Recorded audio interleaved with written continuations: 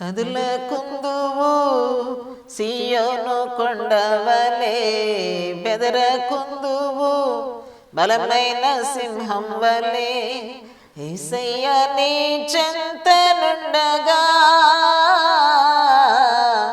ఏ చింత నాకింక లేదుగా. యేసయ్య నీ చెంతనుండగా ఏ చింత నీకింక లేదుగా. కదలకుందువు సియోను కొండవలే, బెదరకుందువు బలమైన సింహం వలే. ప్రభువైన యేసుక్రీస్తు నామములో ఈ నూతన సంవత్సరంలో ఒకసారి మీకు శుభాభివందనాలు తెలియచేస్తూ ఉన్నాను. నా కుటుంబం తరపు నుండి, మా సంఘం నుండి. ఈ ఉదయకాల సమయంలో దేవుని యొక్క మాటలు ఈ మధ్యలో మాట్లాడటానికి దేవుడిచ్చిన సదావకాశాన్ని బట్టి తండ్రి అయిన దేవునికి, ప్రభువైన యేసుక్రీస్తుకి నా హృదయపూర్వక కృతజ్ఞతాస్తుతులు చెల్లిస్తూ ఉన్నాను.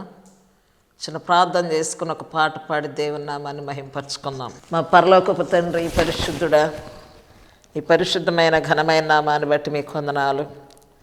గతించిన సంవత్సరాలన్నిటిలో మమ్మల్ని అందరినీ సజీవులుగా, ఆరోగ్యవంతులుగా కాచిన దేవా, ఈ యొక్క ఉదయకాల సమయంలో మీరిచ్చిన ఈ మంచి అవకాశాన్ని బట్టి మిమ్మల్ని స్తుతించి, ప్రభువా నీ మాటలను మేము నేర్చుకునేలాగున ఈ యొక్క అవకాశాన్ని కల్పించిన విధానాన్ని బట్టి మీకే స్తోత్రాలు చెల్లిస్తూ ఉన్నాం. ప్రతి గృహంలో నీ మాటలు వినుచున్న ప్రతి ఒక్కరిని మీరు దీవించండి.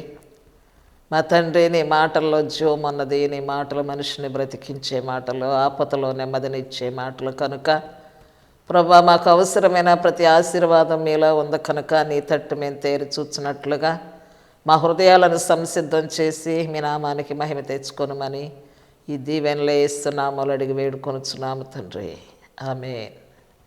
మరొకసారి ప్రభు నామములో వందనాలండి. పాట పాడుకుని దేవుని నామాన్ని మహింపరచుకుందాం. పునరుద్ధానుడనా యేసయ్యా, పునరుద్ధానుడనా యేసయ్యా, మరణము గెలిచి బ్రతికించితివి నన్ను, మరణము గెలిచి బ్రతికించితివి నన్ను. స్తుతి పాడుచు నిన్నే ఘనపరచుచు ఆరాధించేదనిలో జీవించుచు, నీ స్తుతి పాడుచు నిన్నే ఘనపరచుచు ఆరాధించేదనిలో జీవించుచు. పునరుద్ధానుడనా యేసయ్యా, పునరుద్ధానుడనా యేసయ్యా, మరణము గెలిచి బ్రతికించితివి నన్ను, మరణము గెలిచి బ్రతికించితివి నన్ను. స్తుతి పాడుచు నిన్నే ఘనపరచుచు ఆరాధించేదనిలో జీవించుచు, చెరలోనైనా స్తుతి పాడుచు మరణము వరకు నేను ప్రకటించేదా. చెరలోనైనా స్తుతి పాడుచు మరణము వరకు నేను ప్రకటించేదా.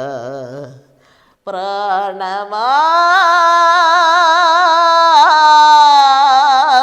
కృంగిపోకే కొంతకాలం, ప్రాణమా కృంగిపోకే ఇంకొంతకాలం. యేసు మేఘాలపై త్వరగా రానుండగా, యేసు మేఘాలపై త్వరగా రానుండగా, నిరీక్షణ కోల్పోకు నా ప్రాణమా, నిరీక్షణ కోల్పోకు నా ప్రాణమా. నే స్తుతి పాడుచు నిన్నే ఘనపరచుచు ఆరాధించేదనిలో జీవించుచు, నే స్తుతి పాడుచు నిన్నే ఘనపరచుచు ఆరాధించేదనిలో జీవించుచు పునరుద్ధానుడనా యేసయ్యా, పునరుద్ధానుడనా యేసయ్యా, మరణము గెలిచే బ్రతికించితివి నన్ను, మరణము గెలిచే బ్రతికించితివి నన్ను, స్తుతి పాడుచు నిన్నే ఘనపరచుచు ఆరాధించేదనిలో జీవించుచు. ప్రభువైన యేసుక్రీస్తు నామములో మరొకసారి ఉదయకాల సమయంలో నూతన సంవత్సరపు శుభములు వందనములు మీకు తెలియచేస్తూ ఉన్నాను. ఈ దిన ధ్యానాంశము సువార్త ద్వారా ఆశీర్వదించబడుట. వింతగా అనిపిస్తుందా? ఆశీర్వాదాలంటే మాకు తెలిసినవి చాలా ఉండే, సువార్త అంటే దానిలో ఏం ఆశీర్వాదం ఉంది అనుకుంటున్నారా? అసలు ఈ సువార్తలో ఉన్న శక్తి కానీ, సువార్తలో ఉన్నటువంటి మరి మాధుర్యం కానీ, ఆశీర్వాదం కానీ మనిషి జీవితం అంతా ఇక్కడే ముడిపడి ఉంది. ఈ సువార్త లేకుండా రక్షణ లేదు, ఈ సువార్త లేకుండా దేవుని యొక్క రాజ్యము లేదు, ఈ సువార్త లేకుండా అసలు మనిషే లేడు. ఈ సువార్త అనగా మానవుని యొక్క పాపముల నుండి విడిపించడానికి శక్తి కలిగినటువంటి ఒక సాధనం.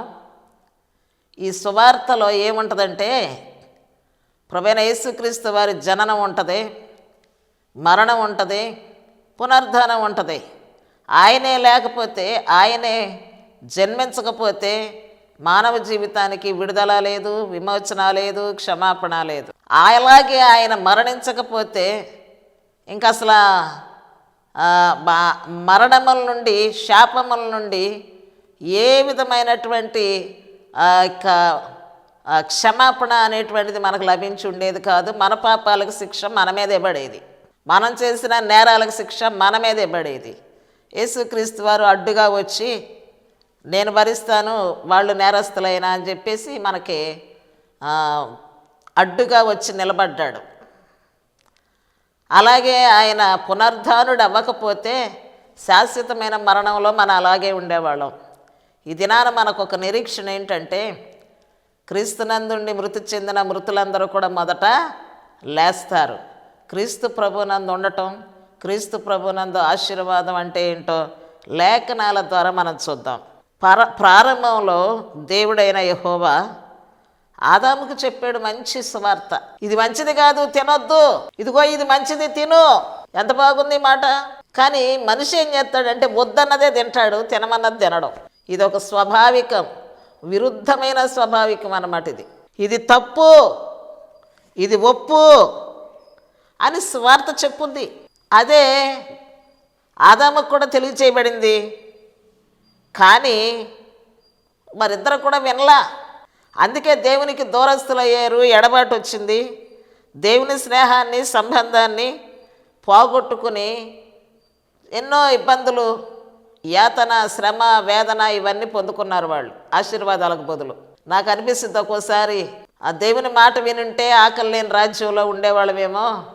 ఇంత చాకరీలు చేయకుండా, ఈ అంటులు తోమకుండా, వంటలు చేయకుండా హ్యాపీగా మనం ప్రభు ఇచ్చినటువంటి ఆ పళ్ళు, ఆ యొక్క మంచి ఆహారంతో మనం జీవించి ఉండేవాళ్ళమేమో. కానీ ఆ మాట వెనక వారు దేవునికి దూరస్తులైపోయి దేవునితో సంబంధాన్ని తెగ్గొట్టుకుని వెళ్ళిపోయారన్నమాట. అదే కాలంలో ఉన్నటువంటి అబ్రహాము దేవుని మాట విన్నాడు. దేవుని నా మాట వినేవాళ్ళు ఎవరు ఉండారా అని ఆయన చూస్తూ ఉన్నాడు. ఆదాము కూడా వింటాడు అనుకునే చెప్పాడు. కానీ దేవుని మాటల కన్నా మధురమైనటువంటి మాటలుగా కనపడ్డే శత్రువు మాటలు. ఆ శత్రువు ఎవరంటే భూలోకంలో కుయుక్తితో సృష్టించబడిన భూజంతువు. పామును కూడా జంతువు అంటారన్న విషయం నాకు చాలా రోజులు తెలియలా. జంతువు అంటే 4 కాళ్ళు ఉంటాయి, పాముకు కాళ్ళు ఉన్నాయా? లేవు. ఈ పండు ఖచ్చితంగా నువ్వు తింటే చావనే చావు అని మాటలు చెప్పే పాములు ఉన్నాయా? పాము ఎట్లా మాట్లాడింది? ఇది మాటలు వచ్చిన పాము, కుయుక్తి కలిగిన పాము అన్నమాట. ఆదాముకు మాటలు చెప్పిన పాము, అవ్వమ్మకు మాటలు చెప్పిన పాము. అది కుయుక్తి కలిగిన జంతువు. కాబట్టి ఆ మాటల్లో పడిపోయారు వాళ్ళు. అబ్రహాము దేవుని యొక్క మాట విని దేవుడు పిలిస్తే వెంటనే రెస్పాండ్ అయ్యాడు, లోబడ్డాడు. ఎంత మంచి గుణమో అది. అబ్రహాముని దేవుడు ఎక్కడికి వెళ్ళమంటే అక్కడికి వెళ్ళటానికి సిద్ధంగా ఉన్నాడు. నీ కుటుంబాన్ని విడిచిపెట్టు అంటే ఎందుకు అని ప్రశ్నించలే, నీ దేశాన్ని వదులు అంటే ఎందుకు అని అడగలేదు. నేను నీకు చూపించు దేశానికి నువ్వు వెళ్ళాలంటే అది ఏ దేశం అని కూడా అడగలేదు. మనం చేయగలమా? నీ కుటుంబాన్ని వదులంటే ఎందుకు అనకుండా ఉంటావా? నీ సొంత దేశాన్ని విడిచిపెట్టంటే ఎందుకండి అనకుండా ఉంటావా? నేను నీకు చూపించు దేశం అంటే అది ఎక్కడుందని అడగకుండా ఉంటావా? కానీ అబ్రహాం మాత్రం మారు ప్రశ్న లేదు. ఆయన చూపించు దేశానికి వెళ్ళటానికి ఇష్టపడ్డాడు అబ్రహాము, అందుకే దీవించబడ్డాడు. మనమేమో ఇది ఇలాంటి ప్రభు చెప్పిన మాటలైతే చెయ్యం, కానీ దేశాన్ని విడిచిపెట్టమంటే విడిచిపెట్టం, కుటుంబాన్ని విడిచిపెట్టమంటే విడిచిపెట్టం. అనేక ప్రశ్నలు, అనుమానాలు, రకరకాల ఆలోచనలతో సతమతం అవుతూ ఉంటాం. కానీ ఈలోపు దేవుడు ఆశీర్వదించేయాలి. ఎంత చెడ్డ ఆలోచన చూడండి మానవుడిది. బదులు బలకుండా వెంటనే ఇష్టపడి నువ్వు ఎక్కడికి వెళ్ళమంటే నేను అక్కడికి వెళతాను ప్రభు అని చెప్పేసి దేవుని మాట విన్నాడు గనక, దేవుని నమ్మాడు గనక, ఆయన ఎక్కడికి పంపించినా నన్ను క్షేమంగానే ఉంచుతాడని నమ్మాడు గనక, ఆయన ఎక్కడికి వెళ్ళమంటే అక్కడికి వెళ్ళటం న్యాయమని అనుకున్నాడు గనక ఆ యొక్క మనసు అతనికి నీతిగా ఎంచబడెను. దేవుడు అబ్రహాము దేవుని నమ్మెను, అది అతనికి నీతిగా ఎంచబడెను. ఆ నమ్మకంలో నుండి, ఆ నీతిలో నుండి ఆశీర్వాదాలు పుట్టుకొచ్చినాయి. మనం అనుకుంటాం మనకు తోచింది చేసి, మనకు నచ్చింది చేసి, మనకు నచ్చినట్టు బ్రతికేసి నేను నీతిమంతుడే కదా అనుకుంటాం. కానీ ఇక్కడ యెషయా భక్తుడు అంటున్నాడు 64వ అధ్యాయం 6వ వచనంలో, భక్తులే స్వపరీక్ష చేసుకుంటున్నారు, దేవుని మాట వినటానికి ఇష్టపడుతున్నారు, లోబడుతున్నారు. కానీ నిమిత్త మాత్రమైన మనుషులు అయిన మనం మాత్రం దేవుణ్ణి ఎప్పుడు ప్రశ్నించేటువంటి వారిగానే ఉంటున్నాం. నా నీతి మురికి గుడ్డ లాంటిదయ్యా, మేమందరం అపిత్రులం అంటున్నాడు. నేను అపవిత్రమైన ప్రజల మధ్య నివసించి నశించిన వాడను, నా నీతి మురికి గుడ్డ వలె నాకు కనబడుతుంది అని చెప్తున్నాడు. ప్రవక్తల సహితం నీతి న్యాయాలు ఆలోచిస్తూ ఉన్నారు, దేవుని చిత్తాన్ని గ్రహిస్తూ ఉన్నారు, దేవుని చిత్త ప్రకారం జీవించాలని తపన పడుతూ ఉన్నారు. కానీ ఇలాంటివి మనకేమీ తెలియకుండా మనం అనుకుంటాం, అబ్రహామును ఆశీర్వదించినట్టు నన్ను ఆశీర్వదించేయి, అబ్రహాము నమ్మినట్టు నేను నమ్ముతాను అని ఒక నిబంధన చెయ్యి, నువ్వు ఆశీర్వదించబడతావు. అబ్రహాము వెళ్ళిపోతున్నట్టుగా నేను కూడా నా ప్రభు పిలుపుని విని ఆయన ఏది చెబితే నేను అది చేస్తాను అని ఒక నిబంధన చెయ్యి, నువ్వు ఆశీర్వదించబడతావు. మనకు ఒక స్వేచ్ఛ ఇచ్చాడు దేవుడు. నీ మీద ఆధారపడి ఉంది నీ ఆశీర్వాదం అనేది. నీ దారిలోని వెళ్ళిపోతా ఉంటే దేవుడు నీ వెనకాల పడి నిన్ను ఆశీర్వదిస్తాడని అపోహపడబాక. నువ్వు ప్రభువుకు కావాలి. పరిశుద్ధ గ్రంథాన్ని నీ చేతిలో పెట్టాడు. 1600 సంవత్సరాలు కష్టపడి ఆయన రాశాడు. ఇప్పటికి ఎన్ని సంవత్సరాలు తెలుసా? మళ్ళీ ఒక 2000 సంవత్సరాలు. 16 ప్లస్ 2000 18,000 సంవత్సరాల పైగా నీకు అర్థమయ్యే గ్రంథాన్ని నీ చేతిలో ఉంచి, నీకు అర్థమయ్యే భాషలో ప్రింట్ చేసి నీ చేతిలో పెట్టి, నీ ఇంటిలో పెట్టి, నువ్వు దీన్ని చదువు, ఇది చెప్పినట్టు చెయ్యానంటే ఊరూరుని చూస్తావు, సేవకుడిని చూస్తావు. ఎవరు ఆశీర్వదిస్తారా, ఎక్కడ ఆశీర్వాదాలు జరుగుతున్నాయా, ఎక్కడ మేలులు జరుగుతున్నాయా, ఎక్కడ ఏం జరుగుతుందా, ఏటి వెళ్దామా, పరుగులే. జీవితం అంతా కూడా పరుగులే. నీ చేతిలో ఉన్న గ్రంథాన్ని తెరువు, చదువు, నమ్ము, గౌరవించు గ్రంథాన్ని. ఆ గ్రంథంలో నీ కొరకు ఏం రాయబడి ఉందో అర్థం చేసుకో. నీ నీతి ఎలా ఉందో, ఈ మురికి గుడ్డ వలె ఉందా, ఆలోచన చేయి, విడుదల పొందు. సువార్తలో నీతి ఉంది, ఆ సువార్త దగ్గరికి వెళ్ళు, అది నీ చేతిలోనే ఉంది. అక్కడ ఆగు. దేవుడు నీ కొరకు ఏమి దాచి ఉంచాడో ఆ గ్రంథాన్ని తెరువు. కీర్తనల గ్రంథము 40వ అధ్యాయము 9వ వచనంలో భక్తుడు అంటున్నాడు, నా పెదవులు మూసుకొనుక మహాసమాజములో నీతి సువార్తను నేను ప్రకటన చేసి ఉన్నానని నేనంటిని. యెహోవా, అది నీకు తెలిసే ఉన్నది. నువ్వు చదివితే దేవునికి తెలుస్తుంది. నువ్వు ప్రకటించే వ్యక్తివైతే నీ ప్రకటన దేవునికి తెలుస్తుంది. ఒకవేళ నువ్వు నిబంధన చేసుకుని ఒక తీర్మానం చేసుకునే వ్యక్తివైతే ఆ సువార్త నీతో మాట్లాడితే, ఆ సువార్త నిన్ను నీతి నియమాల్లోనికి నడిపిస్తే అది ప్రభువుకి తెలుస్తుంది. ఆయన కంటికి ఏది కూడా మరుగై లేదు. వివేకము కలిగి దేవుని వెదకువారు కలరేమో అని ఆకాశము నుండి ఆయన మనుషులందరినీ పరిశీలన చేస్తూ ఉన్నాడంట. ఎవరైనా నేను పిలవగానే వస్తారా, ఎవరైనా నన్ను వెతికేవారు ఉన్నారా అని చూస్తూ ఉన్న ఆ తరంలో అబ్రహాము ఆయనకి దొరికాడు. పిలవంగానే బయలుదేరాడు, విడిచిపెట్టమనగానే విడిచిపెట్టాడు, రమ్మనగానే ఆయన చూపించిన దేశానికి వెళ్ళాడు. ఎందుకు వెళ్ళినట్టు? అవేమి ఆయన ప్రశ్నలు అడగలేదు. అక్కడికి వెళ్ళిన తర్వాత ఆయన ఎక్కడ ఉండమంటే అక్కడ ఉంటాడు, ఏం చేయమంటే అది చేయటానికే ఇష్టపడి బయలుదేరాడు అన్నమాట. ఆయన తన ప్రవక్తలను, తన భక్తులను ఆ కాలంలో ఆయన మాటలు వెల్లడి చేయటానికి వారిని మనకు ఆదర్శముగా ఉంచాడు. మన ముందు మనందరికీ మాదిరికరముగా ఉంచాడు. ప్రభువైన యేసు క్రీస్తు వారు రాకమునుపు అబ్రహాము ఉన్నాడు. ప్రభువైన యేసు క్రీస్తు వారి యొక్క రక్షణ సువార్త ప్రారంభమైన దినాల్లో మనం ఉన్నాము. ఆ సువార్తలో నీతి ఉందని, ఆ సువార్త మనుషులను నీతిమంతులుగా తయారు చేయగలదని, అదొక గొప్ప మహాసంతోషకరమైనటువంటి సువర్తమానమని లోకమందరికీ కూడా తెలియచేయటానికి వచ్చిన, రక్షించడానికి వచ్చిన గొప్ప సంతోషకరమైన ఆశీర్వాదం ప్రభు మన మధ్యకి రావటమే. మత్తయి సువార్త 4:23 దేవుని యొక్క రాజ్యపు వార్తలన్నీ కూడా అందులో ఉన్నాయి. పరిశుద్ధ గ్రంథంలో ఆయన రాజ్యాన్ని గురించి తెలియచేయబడింది, యేసుక్రీస్తు వారి గుణాల గురించి తెలియచేయబడింది, అబ్రహాము గుణాల గురించి తెలియచేయబడింది, ఆదాము గుణాన్ని గురించి తెలియచేయబడింది. వీరందరి స్వభావాలు అందులోనే ఉన్నాయి. ప్రస్తుతం దేవుని యొక్క రాజ్యంలో చాలామంది అనుకుంటారు పరలోక రాజ్యం వెళ్ళాలి నేను అని. ఎలా వెళ్తావు? చాలామంది నేను వెళ్ళొచ్చాను అన్నారు. మరి ఎక్కడికి వెళ్ళారో ఎక్కడికి వచ్చారో? యేసుక్రీస్తు వారు శరీరధారిగా ఉన్నప్పుడు పరలోక రాజ్యం మీ మధ్యనే ఉంది, అది సమీపించి ఉంది. పరలోక రాజ్య వార్తలు తెలియచేయటానికి బాప్తిసమిచ్చు యోహాను గారు ముందుగా వచ్చి మార్గాలను సరళం చేశాడు. ఇదిగో పరలోక రాజ్యం సమీపించింది అని బోధించాడు. మొదటగా బాప్తిసమిచ్చు యోహాను గారు, తర్వాత యేసుక్రీస్తు వారు వచ్చారు. ఆ రాజ్యాన్ని గురించినటువంటి విత్తనాల గురించి చెప్పాడు, ఉపమానాల గురించి చెప్పాడు, ఎన్నో ఎన్నో ఉదాహరణలు మనుషులకు తెలియచేశాడు. ఆ రాజ్యంలో ప్రవేశించాలంటే నీకు ఏ అర్హత కావాలో తెలియజేశాడు. నువ్వు ఆ రాజ్య వారసుడిగా ఉండాలి అంటే నువ్వెవరిని ఆశ్రయించాలో కూడా తెలియచేశాడు. పరిశుద్ధుడు ఒక రాజ్యాన్ని స్థాపించుకున్నాడు. పాపిగా నువ్వు అందులో ప్రవేశించలేవు. నీ పాపములు కడగబడాలి, క్షమించబడాలి. నీ పాపములకు ప్రాయశ్చిత్తం కావాలి. నువ్వు నీ పాపముల్లోనే ఉంటే నువ్వు దేవుని దగ్గరికి రాలేవు, రాజ్యంలో కూడా ప్రవేశించలేవు. కాబట్టి సువార్తను వినాలి, నమ్మాలి. ఆయన కృపచేత సువార్త ద్వారా నిన్ను రక్షించటానికి ఆయన నిన్ను ప్రేమిస్తూ సువార్త ద్వారా నిన్ను పిలుస్తూ ఉన్నాడు.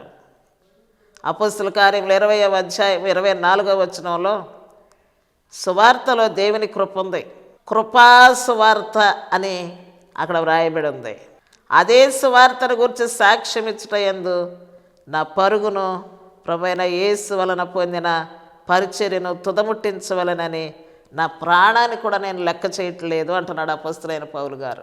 ఆ రాజ్యాన్ని గురించి ప్రకటించడానికి, ఆ రాజ్యంలో అనేక మందిని ప్రవేశపెట్టడానికి నా ప్రాణాన్ని కూడా నాకు ప్రియమైనదిగా ఎంచుకోవట్లేదు, నా ప్రాణాన్ని కూడా నేను లెక్క చేయట్లేదు. ప్రభు ఇది మనకి ఉచితంగా ఇచ్చిన కృప. మన యొక్క నీతి క్రియలను బట్టి కానీ, మనకున్న ఏ ఘనతను బట్టి కానీ, యోగ్యతను బట్టి కానీ మనం రక్షణ పొందటానికి అసలు అవకాశమే లేదు. ప్రభు తన ఉచితమైన కృప చొప్పున మనం పొందవలసిన శిక్షను ఆయన మీద వేసుకొని మనకు రక్షణ కలిగించాడు. అది కేవలం దేవుని యొక్క కృప. ఎవరైనా ఇట్టి కృపను పంచగలరా అంటే ఎవరు లేరు భూమి మీద, ఎవరు సరిపోరు. ఆ పరిశుద్ధుడొక్కడే ఈ పని చేయడానికి తగును, ఎవరూ సరిపోరు. రోమపత్రిక 6:18 పాపముల నుండి విమోచించబడి నీతికి దాసులుగా ఉండాలని ప్రభు కోరుకుంటా ఉన్నాడు. అలాగున మనం బయటకు వస్తే సువార్తను విని పాపినని గ్రహించి పాపములో నుండి బయటకు వస్తే నువ్వు నీతిమంతుడు అవుతావు. నీ పాపములు క్షమించబడాలి అంటే నువ్వు ప్రభువైన యేసుక్రీస్తు నామమందు విశ్వాసం ఉంచి పాపివని గ్రహించి నీ పాపములు క్షమించబట్ట కొరకు ప్రభువైన యేసుక్రీస్తు నామంలో బాప్తిస్మం పొందితే నువ్వు పరిశుద్ధపరచబడతావు. నీవు పరిశుద్ధపరచబడితే ఇక పాపానికి దాసుడుగా ఉండటానికి ఇష్టపడలేవు. మరెన్నడూ ఇష్టపడకూడదని కూడా దేవుని యొక్క వాక్యం తెలియజేస్తూ ఉంది. ఇందును బట్టి దేవునికి స్తోత్రం అని అక్కడ వ్రాయబడి ఉంది. పాపము నుండి విమోచించబడటం ఆశీర్వాదం కాదా?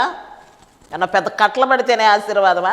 ఈ పాపముల చేత బంధించబడి మురికైపోయి ఊబిలో కూరుకుపోయి అనేక దురభ్యాసాల చేత బందీవైపోయి నీ బ్రతుకును, నీ కష్టార్జితాన్ని, నీ ఆరోగ్యాన్ని నీకు నీవే హాని చేసుకుంటూ పతనమైపోతూ ఉన్న స్థితి నుంచి బయటికి లాగటం, బయటికి తీసుకొని వచ్చి నిన్ను క్షమించి ఒక మనిషిగా, ఒక నీతిమంతుడిగా నిలబెట్టడం, పరిశుద్ధుడిగా నిలబెట్టడం ఆశీర్వాదం కాదా అండి? ఆలోచించండి ఒకసారి. అసలు గొప్ప ఆశీర్వాదం ఇదే. ఇంతకు మించిన ధన్యత కానీ, ఇంతకు మించిన ఆశీర్వాదం కానీ దేనికి సాటి కావు. ఈ ఆశీర్వాదం కావాలని ఎవరైనా కోరుకుంటున్నారా అంటే, కోరుకున్న వాళ్ళకి ఇది ఎంత స్పష్టంగా అర్థమవుతుందా లేదా అంటే చాలా తక్కువ మందికి అర్థమవుతుంది. చదవండి. పాపము దానికి ఉన్న శక్తి ఎలాంటిదో, దేవుడు దేవుని యొక్క కొన్న శక్తి ఎలాంటిదో గ్రంథం తెలియజేస్తుంది. చదవండి. ఎఫెసీయులకు రాసిన పత్రిక 1వ అధ్యాయము 13వ వచనాన్ని మనం చదివినట్లయితే, సత్యవాక్యము అనగా మీ రక్షణ సువార్తను విని క్రీస్తునందు విశ్వాసం ఉంచి వాగ్దానము చేయబడిన ఆత్మచేత ముద్రించబడటం ఒక ఆశీర్వాదం. ఎలాగన? ఏ ఆత్మ అండి? వాగ్దానము చేయబడిన ఆత్మ.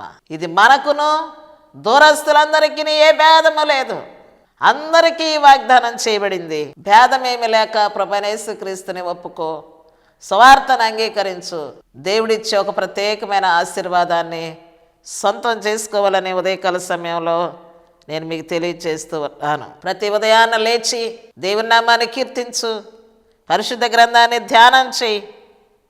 ప్రభువుని స్తుతించుటలో నీ యొక్క హృదయము ఆనందిస్తూ ఉంటుంది. ఎంత గొప్ప రక్షణ మనం అనేకసార్లు నిర్లక్ష్యం చేస్తున్నామో మనకు అర్థమవుతూ ఉంటుంది. ప్రభు ఇచ్చే రక్షణను కానీ, ప్రభు మన పట్ల చూపేటువంటి యొక్క కృపను కానీ, ప్రభు మనకిచ్చినటువంటి ప్రతి సమయాన్ని కానీ మనం నిర్లక్ష్య పెట్టకుండా గౌరవించాలి. ఈ దినాన నీవు, నేను, నా గృహంలో, మీ గృహాల్లో మీరున్నారు. ఒకసారి హాస్పిటల్ వైపు చూడండి. ఎంతమంది మరణపాయ పరిస్థితిలో ఉన్నారో, ఎంతమంది కుదరని వ్యాధులతో ఉన్నారో, ఎంతమంది మరణ భీతితో అల్లాడుతూ ఉన్నారో అందులో నీవు నేను లేము. ఇది ఆశీర్వాదం కాదా? ఇంకేమన్నా కట్టలు పడాలా, మూటలు పడాలా, ఇంకేమన్నా గుట్టలు దిగాల పైనుంచి చెప్పండి. ఇది చాలు ప్రభువా అనేటువంటి తృప్తిని నేర్చుకోండి. నీ మందిరావరణములో గడుపుట, నిన్ను కీర్తించుట, నీ నామాన్ని స్తుతించుట, నీ గ్రంథాన్ని ధ్యానము చేయుట, నీ కృపలను గూర్చి నేను అధ్యయనం చేయుట నాకు చాలు అనేటువంటి మనస్సు నేర్చుకోండి. ఇది ఆరోగ్యదాయకమైన మనస్సు. నీవు రక్షించబడితే నీ ఆత్మ ఆరోగ్యంగా ఉంటుంది, నీ మానసిక స్థితి ఆరోగ్యంగా ఉంటుంది, నీ హృదయంలో ఉన్న వ్యాధులన్నీ తొలగిపోతాయి. శరీరానికైతే బయట డాక్టర్లు ఉన్నారు, హృదయంలో ఉండే జబ్బులు ఉండే, చాలా భయంకరమైన జబ్బులు. అవే డాక్టర్కి కనపడవు. ఆ డాక్టర్లు ఎవరో అక్క యొక్క హృదయంలో ఉన్న జబ్బులను కనిపెట్టలేరు, కానీ హృదయంలో ఉన్న జబ్బులు ప్రభువుకు ఒక్కరికే తెలుసు. హృదయాలు ఎరిగిన దేవుడు. ఏ హృదయం ఆయన ఎదుట మరుగై ఉండలేదు. ప్రతి ఆలోచన దావీదు గారికి అర్థమైంది.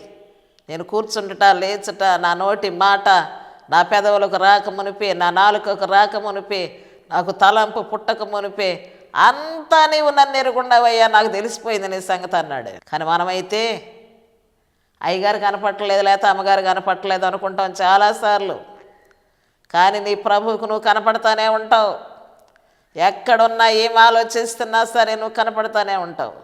దేవుడు నీకు ఇచ్చిన పరిశుద్ధ గ్రంథం పట్ల నీ వైఖరి, నీ నీతి ఏంటో కూడా నీ ప్రభు చూస్తూనే ఉంటాడు. ఈ రక్షణ అనేటువంటిది సువార్త ద్వారా నువ్వు పొందాలని నేను ప్రభు పేరట మనవి చేస్తూ ఉన్నా. మేము ఎప్పుడో పొందామండి పుట్టు క్రైస్తవులు అంటారా? పరిశుద్ధ లేఖనాల్లో కొంతమంది రక్షించబడిన వ్యక్తులు ఉన్నారు. అపొస్తలుల కార్యముల్లో పేతురు వాక్యాన్ని బోధిస్తున్న మొదటి శతాబ్దంలో అక్కడ పేతురు నోరు తెరిచి పరిశుద్ధాత్మ చేత నింపబడి మాట్లాడుతూ ఉండగా వారి హృదయాలు మార్పు చెందినాయి.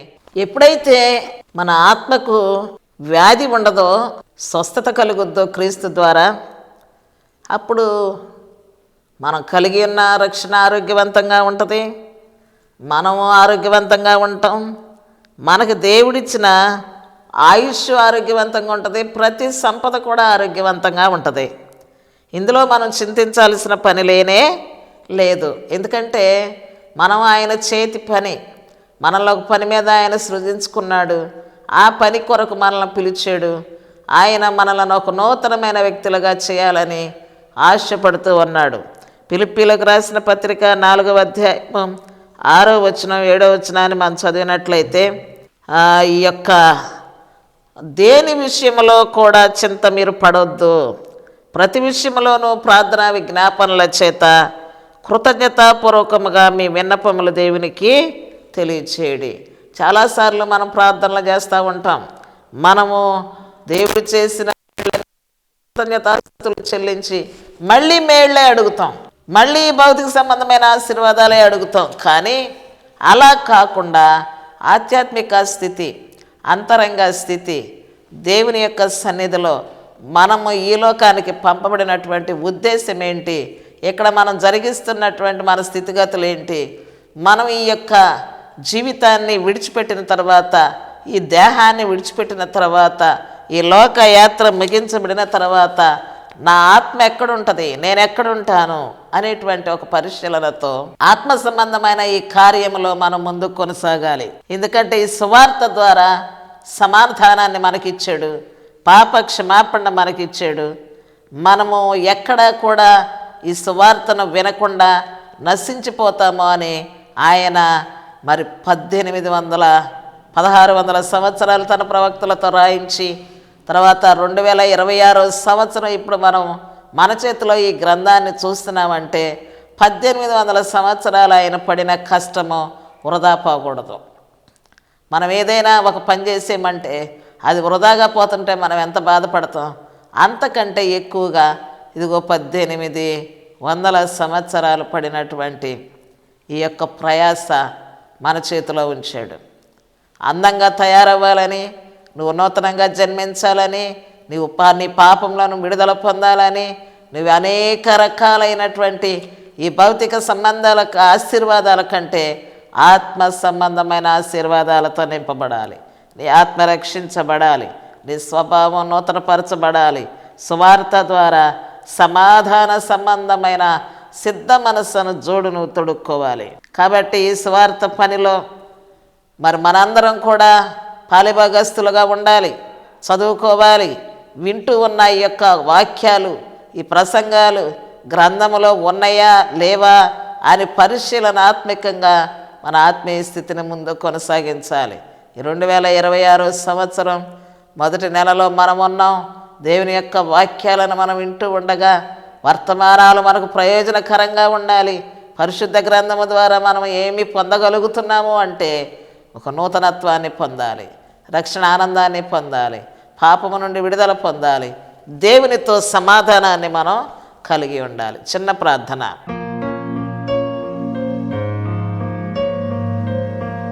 పరిశుద్ధుడైన దేవా, మా పరలోకపు తండ్రి, ఈ పరిశుద్ధమైన శ్రేష్టమైన నామాన్ని బట్టి మీకు స్తుతులు చెల్లిస్తూ ఉన్నాం.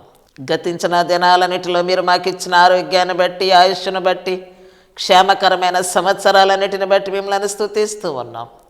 ఇంకా ఎవరైతే మీకు దూరస్తులుగా ఉన్నారో, ఎవరైతే మీకు ఇంకను ఎరగకై ఉన్నారో, సువార్త ద్వారా అందరూ మిమ్మల్ని తెలుసుకున్నట్లుగా, అందరూ పాపములో నుండి విడుదల పొందినట్లుగా, విమోచించబడినట్లుగా, అబ్రహాము వలె నీ మాట విని నిన్ను వెంబడించే బిడ్డలుగా, నీతిమంతులుగా తీర్చబడినట్లు, కుటుంబాల్లో ఉన్న ప్రతి చిన్న వారు మొదలుకొని అందరూ కూడా నీతిమంతుల క్రమంలో చేర్చబడినట్లుగా వాక్యాన్ని విని గ్రహించే హృదయాలందరికీ దయచేయమని ఈ దీవెనలే యేసునామములో అడిగి వేడుకొంచున్నాము తండ్రి. ఆమేన్.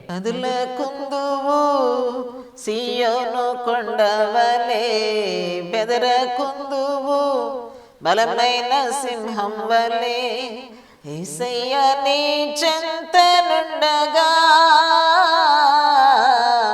ఏ చింత నాకింక లేదుగా.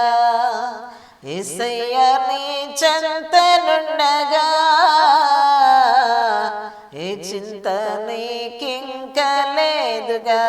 కదలకుందువు సియోను కొండవలే బెదరకుందువు, బలమైన సింహం వలే